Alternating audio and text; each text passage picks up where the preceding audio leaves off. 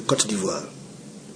L'ordre du jour a porté sur l'adoption des mesures individuelles et générales. Au titre des mesures individuelles, sur présentation du ministre en charge du commerce et du ministre en charge du tourisme et de l'artisanat, le Conseil des ministres a donné son accord pour la signature de 2 décrets. L'un portant nomination de M. Kwablé Biba Noël en qualité de directeur de l'Office d'aide à la commercialisation des produits vivriers OCPV avec un rang de directeur d'administration centrale. L'autre portant nomination de M. Diakaridia Ouattara en qualité de directeur de Côte d'Ivoire Tourisme, également avec un rang de directeur d'administration centrale. Ensuite, le Conseil a donné son accord pour la nomination du directeur de cabinet du ministre du Travail. Au titre des mesures générales et poursuivant son ordre du jour, le Conseil a entendu des communications verbales relatives à la situation socio-politique en Côte d'Ivoire. Pour l'essentiel, il apparaît que, au plan sécuritaire, à la suite des rumeurs d'attaques et de guerres civiles propagées par le RHDP, les rebelles, la Licorne et l'ONUCI, une psychose s'est emparée des populations des communes d'Abidjan, entraînant un exode de plus en plus préoccupant.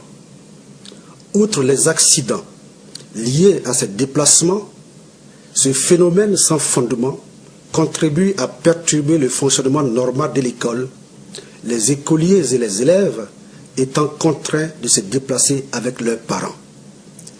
Prenant toute la mesure de la situation, le président de la République a instruit le gouvernement des mesures idoines à prendre en vue de rassurer les populations et d'arrêter cet exode préjudiciable à la vie sociale. De manière générale, l'on note la persistance des mouvements suspects d'aéronefs des forces de l'ONUCI et de la Licorne à divers endroits du territoire national et particulièrement dans le district d'Abidjan. Au plan diplomatique, le Conseil a été informé de la tenue à Abuja, au Nigeria, ce jour, d'un sommet de la CEDEAO, sommet auquel la Côte d'Ivoire n'a pas été conviée. Au plan économique, le Conseil des ministres a noté avec satisfaction l'amélioration de l'activité bancaire, avec notamment la réouverture de toutes les agences BCC d'Abidjan. Après l'ouverture de son agence principale sise au plateau, la SGBCI ouvrira dans les prochains jours son agence Avridi. En ce qui concerne la CIB et la BIAO, les actions sont en cours en vue de leur ouverture dans les meilleurs délais.